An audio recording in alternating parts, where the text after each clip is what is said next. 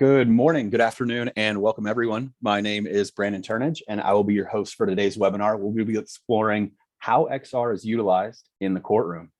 Now, for those of you who may be unfamiliar with Varjo, we're a Finnish-based company with offices in the US, UK, and Sweden. We produce human eye resolution mixed and virtual reality headsets, selling into over 40 countries globally. We've also created the world's only high-resolution cloud streaming technology, which we call Varjo Reality Cloud, that allows organizations to distribute and visualize 3D content at scale. Next up, before I introduce our panelists and experts, I just wanted to highlight quickly the Q&A tab that you'll see down at the bottom of the screen. If you're not seeing it right now, just highlight your mouse cursor over the Zoom window, and you'll notice it down at the bottom. Feel free to just throw Q&A questions in there at any point in time that you might have for any of the panelists or myself. And hopefully we don't take the entire hour going back and forth, and we can get to as many of those as possible. If we don't get to your question, we'll try and follow up in an email within a few days after with the recording as well of the webinar for you. So now on to our panelists. So today we are joined by a group of experts. Starting off, we have Allison Wyand. She's a partner and trial lawyer at Frost Brown Todd & Associates. We also have Steve Rundell. He's a principal engineer and biomechanical engineering at Explico. Steve Arndt, who is also a principal scientist in human factors at Explico as well.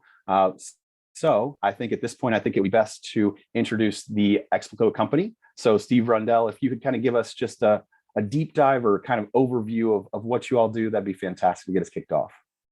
Sure. Yeah. So Explico is the best way I describe it is a forensic engineering and scientific services firm.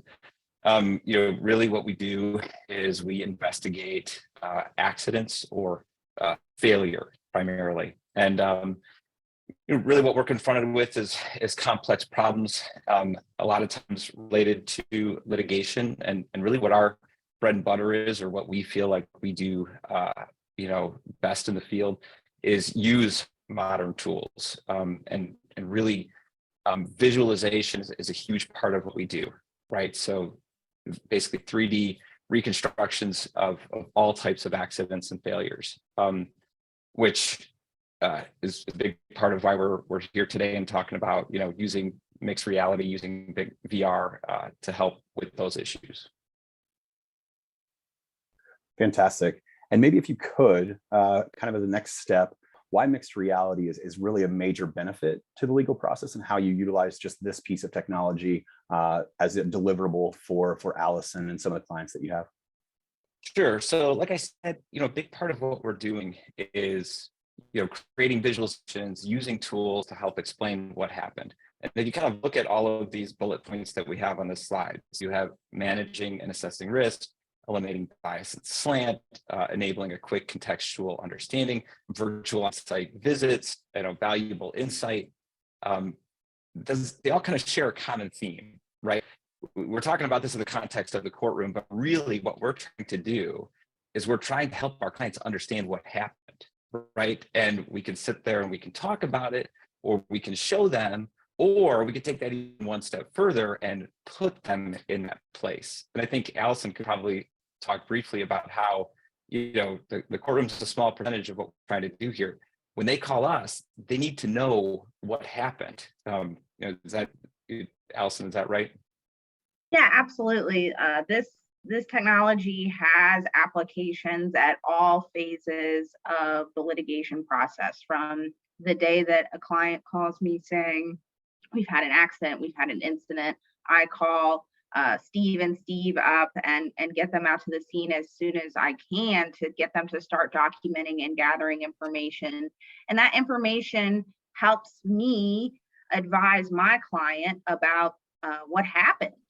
This is the landscape we're looking at, both literally and figuratively, of this accident scene, which we can take back and use to evaluate our themes and our defenses, and whether or not we have any concerns about the case. So I would say that 70 to 80% of what this technology is being used for right now is case evaluation. From there, we'll talk a little bit in a minute about how this has applications in dispute resolution once a suit or a claim is pending. And then after that, I'm really hoping that we can get more of this technology into the courtroom, get jurors to be able to visualize what happened in a completely different way. But as Steve said, this is really largely being used at this point in exploration, case assessment, and then we're hoping to push it more into the courtroom. No, that's great. And I think for myself, what's really interesting and probably one of the questions a lot of the people have that are on the line today, what does this look like when you start to bring it into the courtroom? And I think this next video does a great job. And I believe, Steve Arndt, you're in this video. So maybe you can describe a little bit about what we're looking at and how this was utilized in this particular scene. Sure. This is a case where we built out a backyard environment. It involved someone doing work on a ladder and up in the air, and questions of visibility of some of the hazards in the area. And prior to showing this to the courts or the parties, we were able to come to a lawyer's office, set this up in a conference room, bring in the mediator, and let the mediator actually participate, wear the headset, experience the environment, and really got a strong response from the mediator, and allowed the mediator to go into the discussions with both parties, knowing what one side had at their disposal. And it really made a big impact. After that, we were actually able to take this into with the first responders and get them to establish the credibility of the scene also. Excellent. And I think even in the next slide, we have a screenshot here. And Steve Rundell, this is kind of everything that you deploy as far as the hardware piece of the technology when you're stepping into these scenes. You can kind of point out a few things maybe here that are important for the setup for something like this. Well, yeah, I mean, well, Brandon, right? I mean, this is when we first met. You were taking the show on the road with the Varjo XR3, and that's when I saw it, and I said, yeah, it was at Rave Computers, right? And so I don't think in the previous, you could see our Rave computer, sort of shoebox PC that's got a full 3090 desktop graphics card in it. But yeah, so this whole setup can go on the road, and that's kind of the challenge that we're dealing with in these cases, and that's why it's kind of nice that we got a whole Pelican case where we can put everything in. You can see we've got both of the external motion sensors on tripods. We bought it during the pandemic, so of course we have a clean box there, so we can sterilize the headset in between use. Ladder was just specific to that case with some masking, so people could in VR actually climb a ladder that was in the place in the virtual scene. Yeah, so that's basically the full setup that we can take on the road. It's pretty it's been pretty great. I was gonna say it's nice. It's under 60 pounds, so you can fly with it. So it's a pretty great way to be able to get around and be able to do a quick setup. I think we have in the next one, I think what will be really interesting for everybody on the line. This is kind of a shot of what it's actually like when these people get into the scene. And maybe Steve, you can start, and then Allison, you can kind of elaborate on what we're looking at here and how this was utilized in this particular case.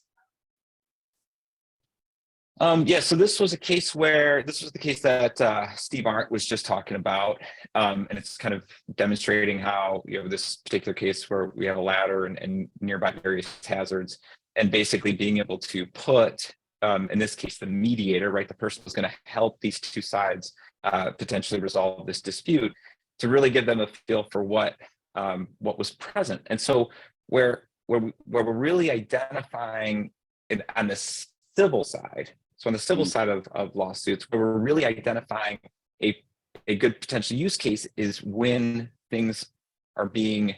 hazards are being described as open and obvious. And I'll let Allison kind of talk about why those terms specifically mean something in civil lawsuits. So in this case, there's an electrical contact issue that happened, and if I'm defending this case, the issues that I'm going to be concerned about relate to what the plaintiff observed, what he saw, what he should have seen, and my duties and obligations depend on whether those risks were open and obvious. So here, I think you all can see that the technology provides a really unique look into the scene in a way that I could never illustrate through to a jury or as effectively as what you're seeing right now. It literally allows the juror to step into the scene and understand with depth perception what was happening that day. To replicate this through other means, using traditional methods would require extensive testimony from different witnesses, photographs, or even a 2D visualization, none of which would convey the risks and what the plaintiff observed as effectively is what you're seeing right here. No, that's great. I was going to say, I think that when we first talked about this, Steve, a couple of years back, and I think this was the first case you actually pointed out to me, it just made so much sense when we start to think about looking at and visualizing photos of certain things that are two-dimensional and how important it is to get that three-dimensional aspect for a lot of the pieces. And I think that's a great lead in into the next section here. When we think about how it's actually being utilized in the legal process today, obviously we have Allison Wind here on the line with us, who is currently utilizing a lot of your services and things that you've done. And I think we even have in this next slide a great example of why it's so important to have that 3D viewpoint and be able to look at the depth of things. So you can describe a little bit of what we're looking at here, and then maybe Steve Arndt, you can help to elaborate a little bit more on the importance of that. Yes, so this was a case where I think I was originally retained for biomechanical issues, where it was at a boat show. So what we're looking at are pictures on the inside of a yacht, right? So a larger boat, obviously, and this was at a boat show. So people were able to tour through the boat and kind of check it out. And you can see on the left, the door is closed. And when you open the door, it enters into a small bedroom, the port side cabin is what it was called. And what you probably can't see from the photo on the right is the room actually steps down 8 inches. Okay, so the person in this case, the plaintiff, had walked into that room, mishapped, and experienced a pretty bad ankle fracture. And the claim that the change in elevation, the step down, was obscured basically by an optical illusion. And in Florida, where this case occurred, you have an obligation to warn against a change in elevation if there is an optical illusion. That's specifically written into the laws there. So obviously this photo was being used to support the claim that there was an optical illusion, and therefore it should have been warned against. So I got Steve Arndt involved, whose expertise is in human factors and perception and these types of issues. And Steve, can you talk about briefly just why this photo can be very deceiving and not necessarily what it's actually like to see this room? Yeah, and so this is something that I've been dealing with for 20 years, is that the attempt to recreate depth or situational awareness with a single photograph or even a series of photographs or even video. When we get to depth perception or having a clear understanding of your surroundings, the ability to use something like the Varjo headset with its high resolution displays and the ease of use, and when we model these worlds based on our inspections and photographs and laser scans so that we can get the accuracy, we can, as soon as we put this on, we get that innate depth perception that is automatic for people. And Steve can tell you about how his experience with showing this to a lot of people, but it's not something we have to explain or tell people about. It's something that you can just experience automatically when you put the headset on. Great, and I think that's a great transition actually for Steve into this next one. I'll let you talk through it. So this was the actual experience. So maybe you can talk a little bit about this, Steve. Yeah, so obviously this problem gave itself very nicely to VR, right? In that we're talking about depth perception, we're talking about being able to move your head, see shadows, and you can see if it's still, you have to put the headset on to really appreciate it. But I love giving this demo, and I give this demo pretty much wherever I go to, demonstrate our VR capabilities. because I show everyone that first picture. I say, can you tell that there's a step down? And they all say, no, that's clearly an optical illusion. And I say, okay, all right, well, put the headset on and take a look at it in VR. And they all do the same thing. And a lot of times it's someone's first experience in VR. So the first response is always, whoa, and they look around and they're kind of just amazed by the immersiveness and the, how real it feels. And then they all look at the room and they all say, oh, wow, yeah, it's super obvious that it steps down. And then they all try to do the same thing. They all try to actually step down into the room. And this has happened every single time I have done this without fail.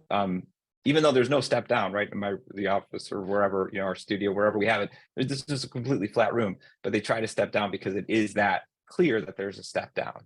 And so that also provides a good example of why I think it's going to be a while before we ever see this in an actual courtroom, because Steve and I, presented our opinions via deposition. We provided this, the build in VR and demonstrated it, and the case quickly settled, right? Because this was very compelling. They knew that their optical illusion was shot, and the boat had since been sold and was gone. It was a $2.5 million boat. Whoever owned it was probably not going to be cool with bringing it in so that a jury could take a tour of it.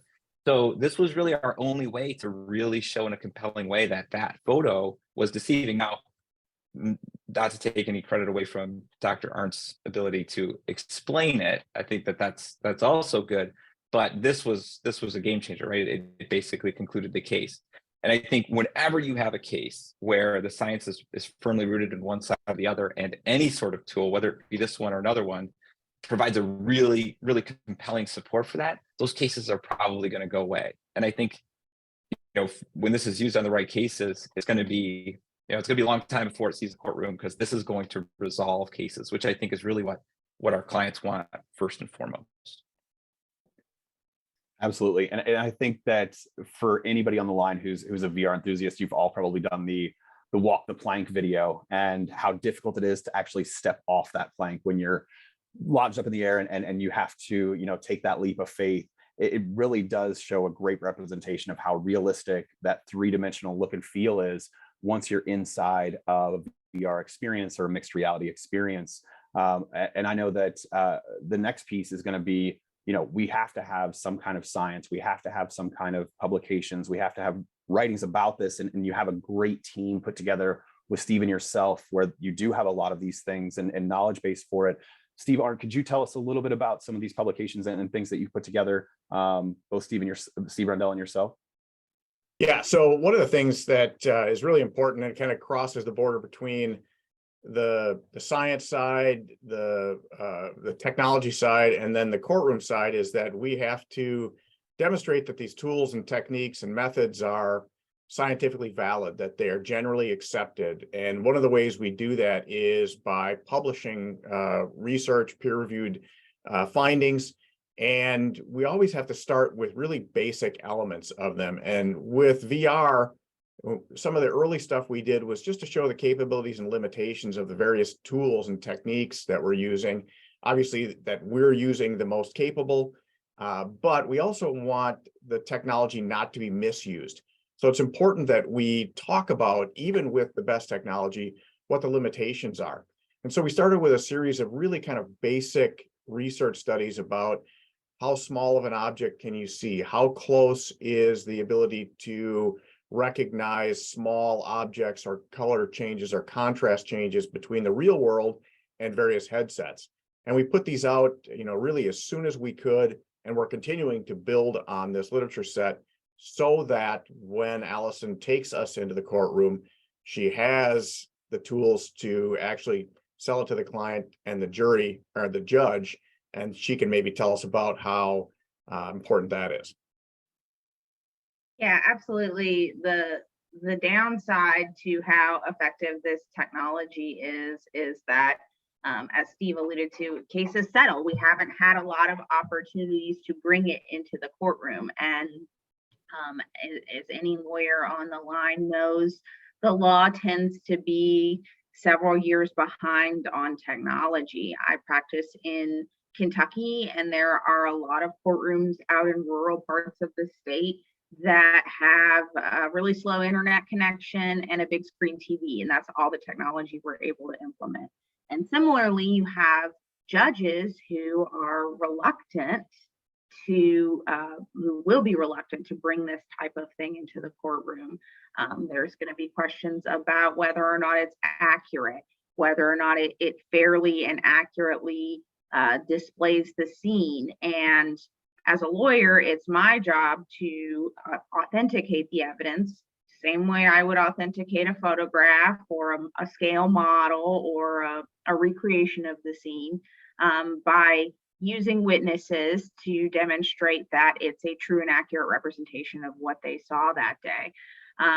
But publications like this are absolutely going to be essential for me and my compatriots going forward to be able to say to judges, hey, this is reliable, it's accurate, it's important evidence that the jury needs to see. So I'm hopeful that going forward, we'll be able to push the envelope on this until it's just a commonplace thing that gets admitted all the time. Absolutely. And I can tell the, I know the importance of things like this. Steve Rundell or Steve Arndt, is there a place where people can go to be able to find these resources, possibly on the website from the publications that you've given? Yeah, they're all publicly available, but if anybody's interested in them, they can just reach out to us on the contact information at the end slide, and we're happy to send them on to anybody who's interested in them. Fantastic. Fantastic. And I think, that's a great transition back into, when we think about these cases and we think about the use cases for this type of technology, the depth one, that was the first one you pointed out to me, Steve Rundell, was the, how visually accurate the 3D models can be when you bring somebody into that to be able to see that depth. But there's also this one that I think is going to be really interesting next up, when we think about things that are possibly no longer there, scenes that are gone. How do we recreate that? And this one was really interesting. So I'll let you walk through and talk a little bit about this particular case, and also the video that we have as a precursor to that, just kind of walking through what the actual application looked like and how it was utilized. Well, it's interesting because this case does start with me taking, the VR setup on the road and presenting it to a bunch of federal prosecutors and FBI agents, and them all trying to step into a room, into that port side cabin. So that was when I first kind of, talked to law enforcement, and they had this cold case, involving this drug deal gone bad, so a murder in an old farmhouse, and this old farmhouse had been torn down, right? But the police had done laser scanning of the entire house, after the incident. So they had some evidence. They didn't really know how to use it. They put the VR headset on, and they're like, "We need something like this." Because the house is gone, everything is gone. The part of the crime, what had happened, so in this house, they had lured an individual over to the house under the guise of purchasing drugs from this person. They just intended to rob him. Things went sideways, and they shot him at close range with a shotgun in the vicinity that you're seeing, where we have the photo textured evidence. So to cover up the crime, what they did is they basically stripped the house of everything. They took everything out, and you can see that's how the house was. And then we could also look at it how it was when the investigators got there. They ripped out the carpets, they took out all the furniture, they took it out back, and they burnt it in a burnt pit. And so the reason this case had kind of come back to life is there was a woman present who basically was the key witness for the prosecution. And she had an explanation of where she was and what she saw and how she saw it, and basically, was the key evidence to the fact that this person was murdered. Otherwise, he was just considered missing. And so throughout the course of this case, we built out this interactive 3D model. Everything is done in Unity, so it can be done in this sort of simple first-person shooter controls, or it can go into VR. And they used it throughout with all of their witnesses, but mainly their key witness, to say, where were you standing at this time? What could you see? And lining that up with the evidence, and basically telling a whole visual story. So I testified to the model, how it was developed from the scan data compared to the scan data, showed, compared it to photographs and laid the foundation for it. But really, it was used by my clients for their direct examinations of witnesses. And it was used in this interactive, real-time way. And I think, that's where the VR side and the real-time interactive use of visualizations, I think, is going to become more important. And I think, Allison could probably speak to that a little bit, just from an attorney standpoint, how powerful a tool like this is, not just from the perspective of, creating a pretty animation, but from actually helping the jury understand in an interactive, nonlinear way as you're, going through trial with different witnesses.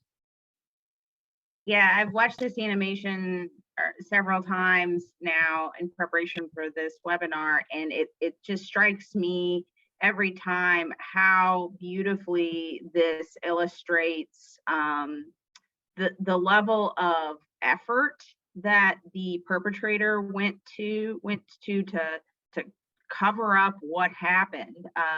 I could ask witnesses questions about how the house looked at before the crime was committed versus afterwards. But as you watch this, you can truly see how he took up the carpet. That's what's so remarkable to me, is watching the carpet get picked up and hauled out to the burn pit. When I watch that, I think, oh man, carpet's really hard to pull up. If you've ever pulled up carpet and hauling it out, it's going to be heavy and it's going to be really difficult. And so what Steve said, you've got a cold case, you're not even sure it's a murder. The prosecution as lawyers, they're trying to demonstrate, hey, this is not something that just happened. It was a coincidence. Look at how they've rearranged the furniture. They hauled everything out of the house. That's really inculpatory. It seems like somebody's really done something wrong. And it's a very concise 30 seconds, this 30-second animation that you all have watched now conveys so much information that would otherwise come from a witness or multiple witnesses describing what they saw, using photographs. Very cumbersome. There's the carpet getting pulled up. Very cumbersome ways to get a full picture of this scene, whereas the visualization enables you to see that very concisely, very effectively, and in 30 seconds. Yeah, and maybe I can just take real question. We had a question in here that I think is a good fit for a follow on here. Is how is this different, showing it on a screen versus VR in a courtroom? And one of the things that this is useful for is even before the courtroom, during the investigation, but the ability to build these models out so that we can jump back and forth between an on-screen presentation or a VR or a mixed reality presentation, is that it lets us do things kind of on the fly, and it lets us adapt to things that are happening either in court or during an investigation. And it lets us put a witness 2 feet to the left or 3 feet to the right, as opposed to guessing in advance where we're going to need to show this. And the whole idea behind the VR is to provide the jury, the attorneys, the judge, that situational awareness so that they can essentially have a virtual site visit. And when you do it on the screen, we can pre-plan it and we can move to specific locations, but giving the jury the ability to move and look around for things like the slope of a road, or how much a hill tips over, or the tilt of the ladder, are things that we just can't convey in 2D on a big screen. Yeah, I was going to say, Steve Rundle, I think you in the practice session brought up a really good example of that. If anybody's ever been snow skiing, the mountain doesn't look that bad until you get up on top of it and you start looking down the slope of it, and you regret taking the double black lift to get up to the top. Or you take a picture. Yeah, you watch a video, right, someone on YouTube doing whatever, double black dive, and you're like, that doesn't look that steep, and then you get up there and it is really steep. And I know Allison's had personal experience with this too, right? Where you described it, right? Like, what did you write in a brief recently? It was a memo to a client. I was putting in a picture of a hill And I captioned the photo. I swear it's much steeper in person because, I think Steve Arndt was at that scene with me. You take a picture of it and it doesn't look that bad, but when you're trekking up it feels so much different. And that's just something that's lost in photographs. Yeah, and even Absolutely. just that Oh, sorry, go ahead. walk the plank app that you referred to, right? Like you could watch that on a YouTube video, right? You have to watch those, like, when VR kind of was first coming out, you watch those YouTube videos of someone stepping out on the plank. You'd see them in the headset on one side of the video and you'd see the video on the other side, and they'd be freaking out, but you wouldn't be freaking out by watching the video, right? So I think to answer the question, what is the difference between displaying this on a large screen versus VR? Is sometimes that there isn't, right? And a large screen gets it done. Heck, sometimes a court board and handwriting in front of a jury, drawing things out, that gets it done. But sometimes for the right case in the right place where lines of sight are an issue, depth perception is an issue, anything that you just can't simply convey in that 2D medium in an appropriate way, this is the only real way to do it, is to have a head mounted display. So it's just another tool in our chest, basically. Yeah, I was going to say that's something you definitely pointed out earlier on, was just like, I think it was Steve Arndt, just the importance of finding the right use case for this technology. It's not for everything, but when it's needed and when you can use it in the right way, it's a super powerful medium. And thank you for that question, Moises. I'm glad we could answer that for you. And moving forward as we start into the next piece, we talked about point clouds. I think Unity was thrown out there. We've said a lot of different technological pieces. I believe Nelson's question, when at the very bottom that was just asked, when we start thinking about how long does it take to scan and visualize, can we start to get a little bit more in the nitty gritty and take a deeper dive on how do we go about doing this? So we have Allison calls up, she's got a case. It sounds like a great fit for something like this. Steve Rundell, where's starting point one, and just kind of walk us through those different pieces and how you utilize those. Yeah, so if it's not obvious, I'm actually in a hotel room right now, and I set up my 3D laser scanner just to have it in the background so you can see it, because I'm here collecting data from a scene. So to answer that question, how long does it take? It just depends on the scene and it depends on the scanner settings. So a black and white, really, really quick scan on the scanner can take 2 minutes, less than 2 minutes, at fairly low resolution and low detail. But a higher resolution scan with color can take 15 minutes. So it depends on the size, it depends on what you're actually trying to get. If we're doing power lines, we're really trying to get detail far away, so we might do some more specialized scanning in that area. We might combine it with drone imagery. We do that pretty commonly. So you have to make time for that. Hand scanners are becoming more relevant. Those move a little bit quicker for smaller objects. So maybe things that you need in a lot of detail, you hand scan. You do the big, more terrestrial scanner like I have behind me here for the bigger picture stuff.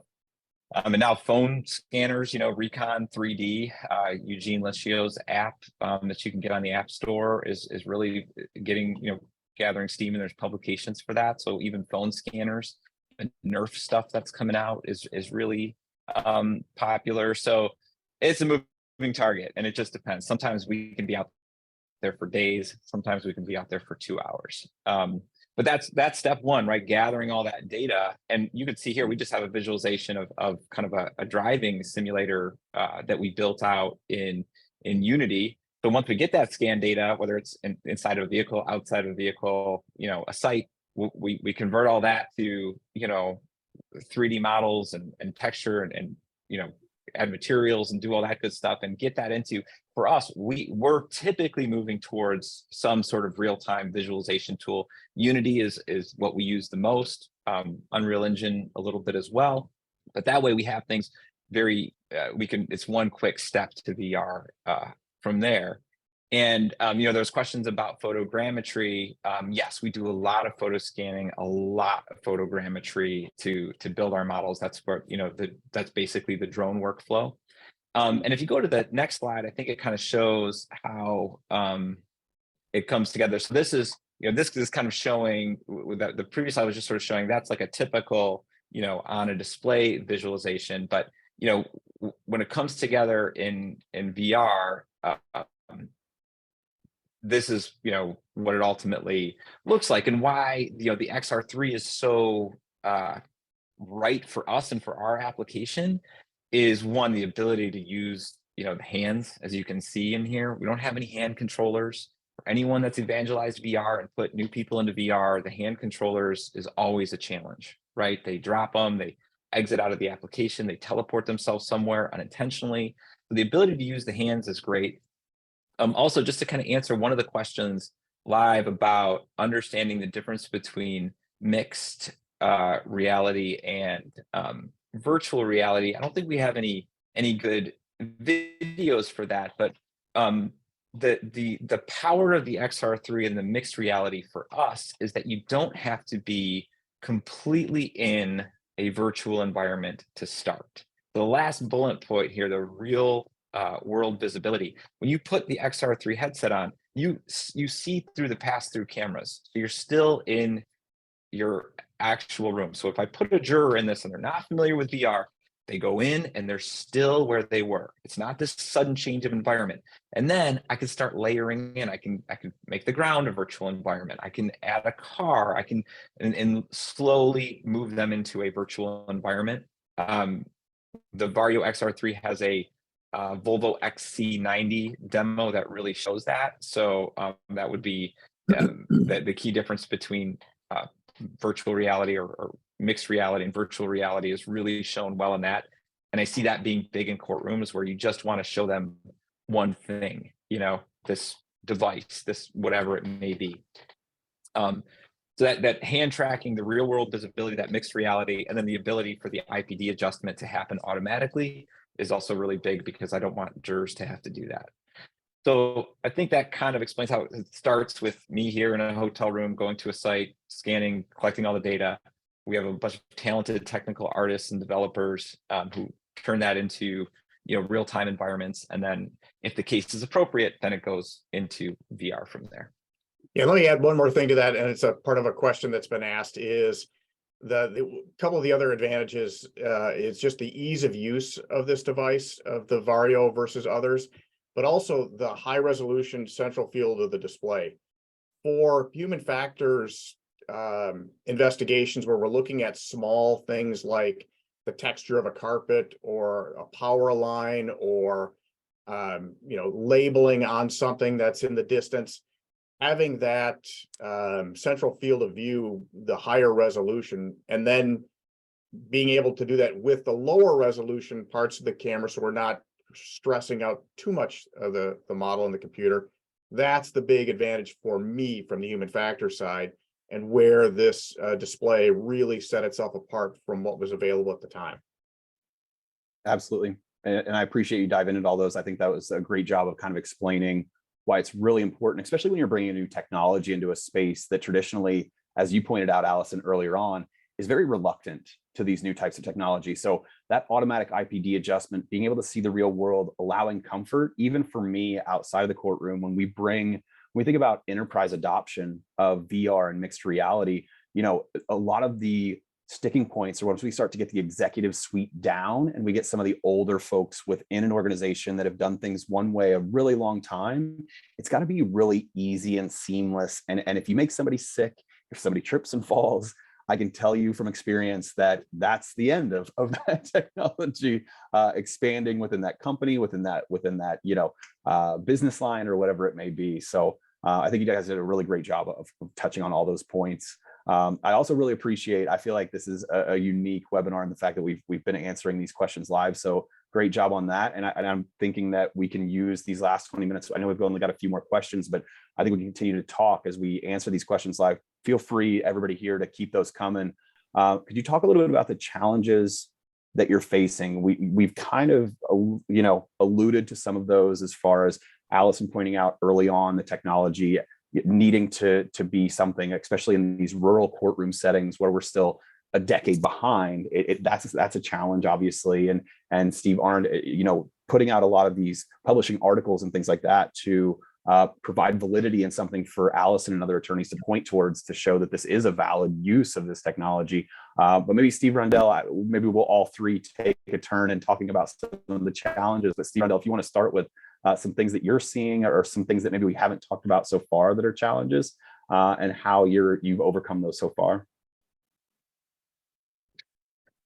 Yeah, I think for us, we had it a little bit easier than some in that we were already doing, just from a logistics standpoint, we were already doing everything, most things in Unity, and so it was easy to adapt our current visualizations into XR VR visualizations. But I think the challenges are they're pretty common and pretty typical to VR challenges and XR challenges, across the entire community, not just for what we're doing. Is that when I go to trade shows or I go to marketing events and I try to get people to experience it, they're resistant. They don't want to mess up their hair. They're worried they're going to get sick. So I think part of it is finding the right clients, right? The right people who are willing to try it, the right people who put it on and see it, and right away think about 3 or 4 cases where this is the perfect use for this.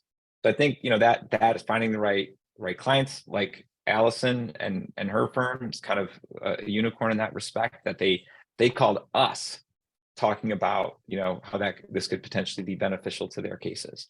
So that's a challenge that we're currently actively overcoming, and finding the right cases, right? Some of the questions have been, well, how well does this predict reality, and what's the difference between just putting this on a screen and putting this in a VR headset?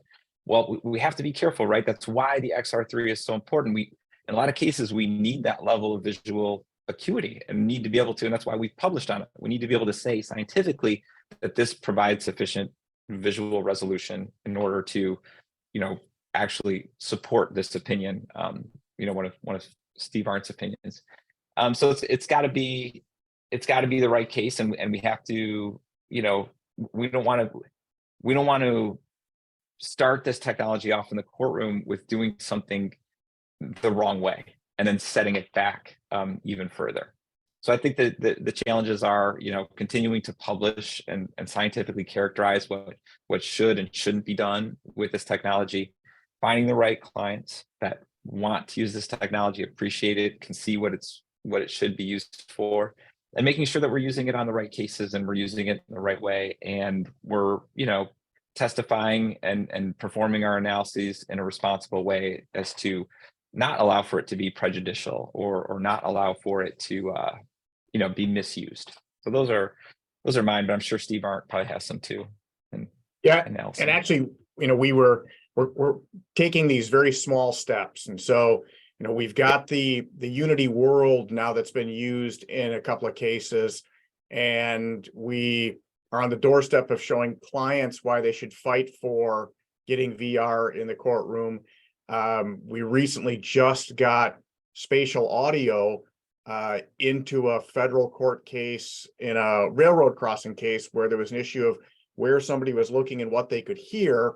We couldn't get the VR visual aspect in, but we were able to play the video and have headsets on every juror.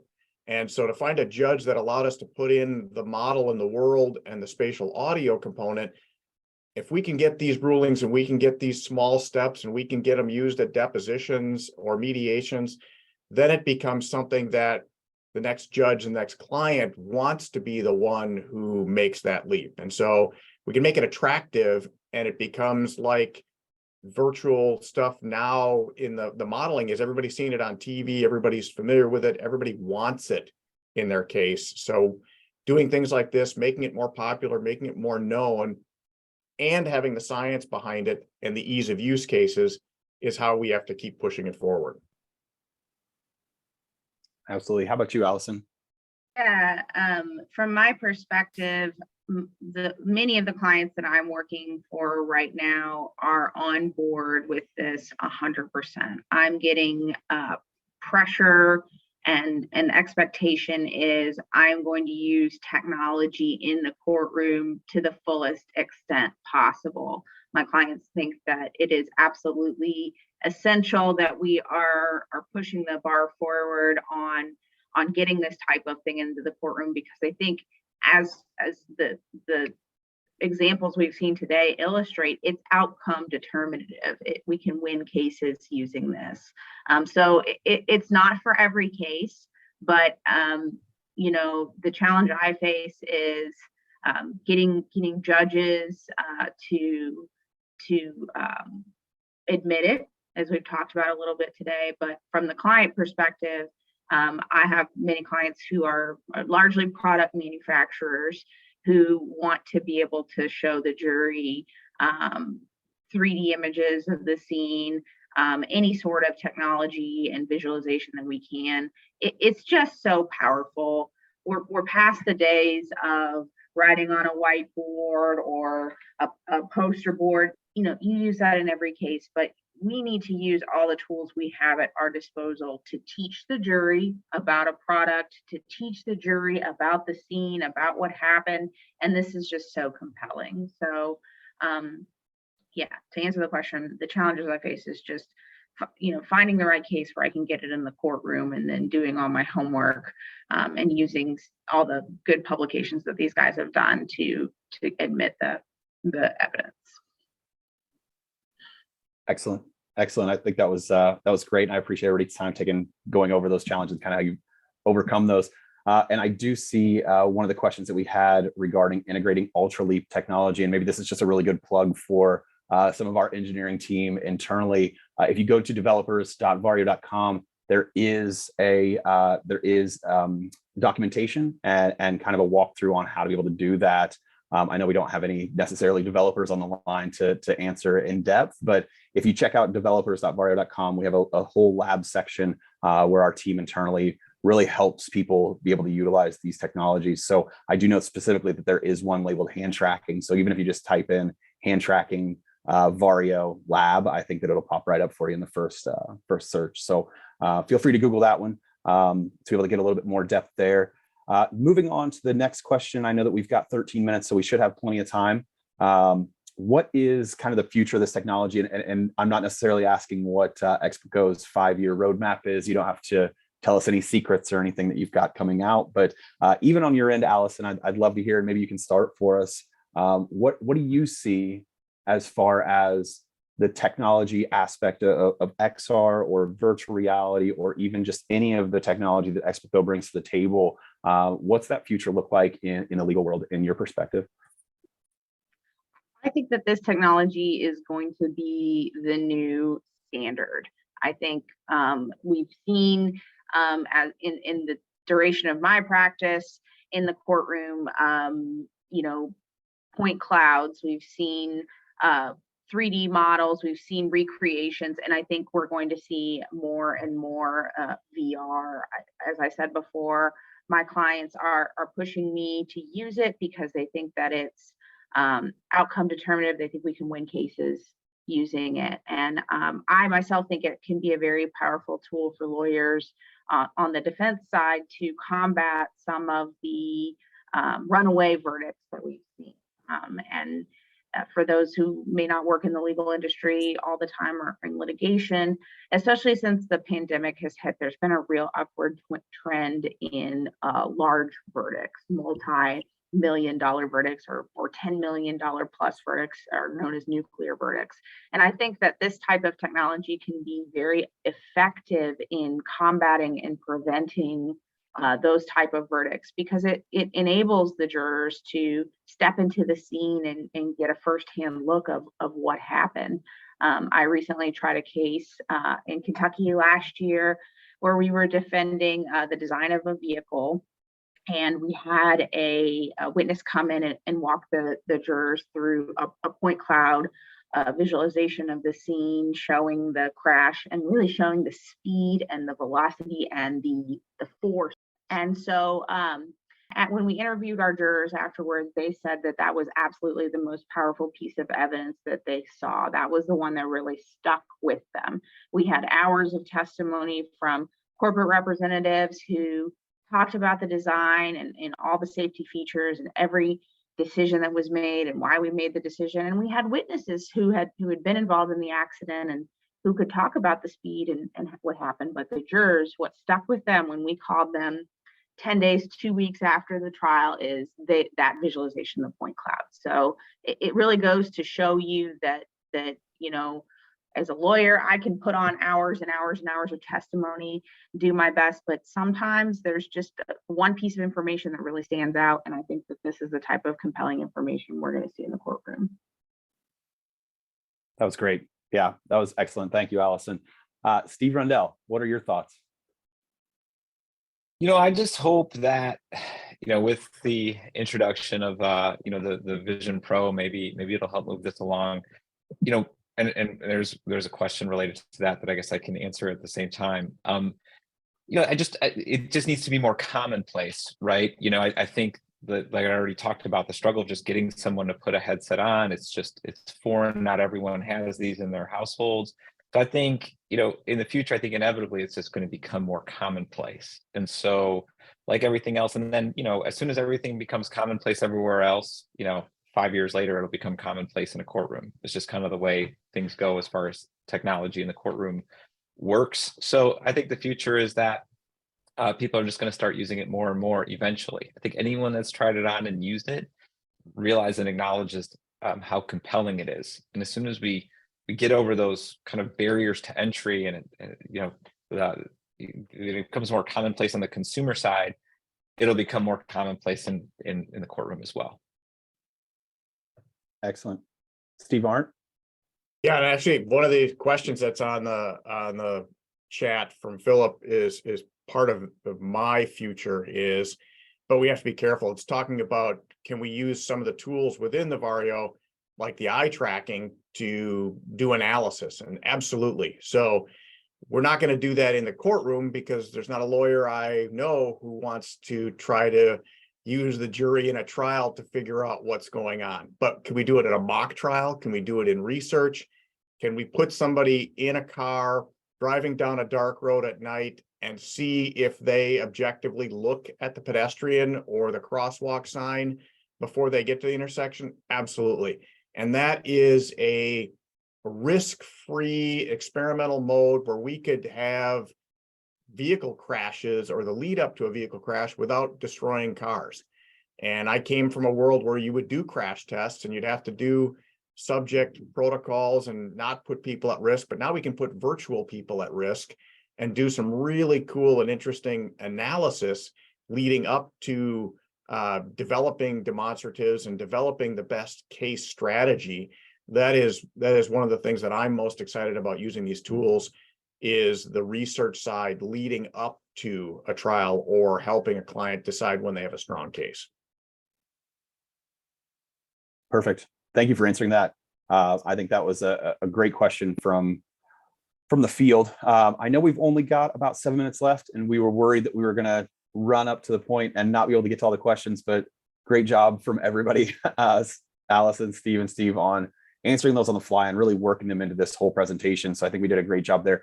I think there are just a few remaining ones here maybe we could touch on. And like I said earlier, please feel free to continue to put up questions for us, for all the panelists to be able to answer for you guys. What maybe we can start with the top one here. I saw Steve Rundell, you jumped all over that. The volumetric video question. Have you considered using volumetric video like kinetic-based depth kit, among others, in reconstruction? Yeah, so we have it's hard to find a Kinect these days, but we use it more for taking the volumetric video of, say, somebody performing, basically using it as a motion capture type tool that we then give to our animators, and apply that animation to 3D characters built out in the scene, so virtual characters. So that's what we use volumetric video for, or at least we have a motion capture suite now, so we don't use it as often. But I'll be curious to see what that video looks like in when taken from the Vision Pro.